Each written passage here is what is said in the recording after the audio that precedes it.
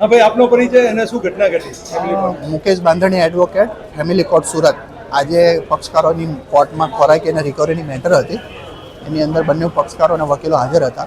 ચાલુ કોર્ટની અંદર પત્ની ઉપર પતિએ પાછળથી એસિડ છાંટેલું છે. પતિએ પછી શું? આ રીતના અગાઉ પણ કોર્ટમાં જુબાની આપવા આવેલા હતા પતિ.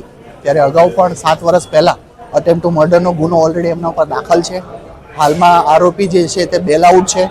અને આજે રિકવરીનો કેસ હતો, પોતે કોર્ટમાં પૈસા પત્નીને ન આપવા પડે તેથી કરીને આજે પત્ની ઉપર ફરી વખત એસિડ છાંટીને મર્ડરનો પ્રયત્ન કરેલો છે. આને તમે આજે એડવોકેટ તરીકે કઈ રીતે બોલવા છો?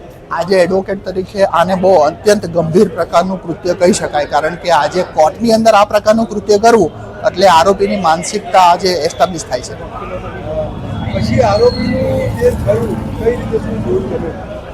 આરોપી આ પ્રકારના કૃત્ય કરવા ટેવાયેલો છે એવો રેકોર્ડ ઉપરથી એસ્ટાબ્લિશ થાય છે. જેથી કરીને કોર્ટની અંદર આ રીતના વેપન લઈને આવવું, એસિડ લઈને આવવું એ ખરેખર વકીલ માટે અને પક્ષકારો માટે ખૂબ જ ગંભીર બાબત કહેવાય. વકીલના પ્રોટેક્શનને લઈને પણ ખૂબ જ ગંભીર બાબત છે આજે.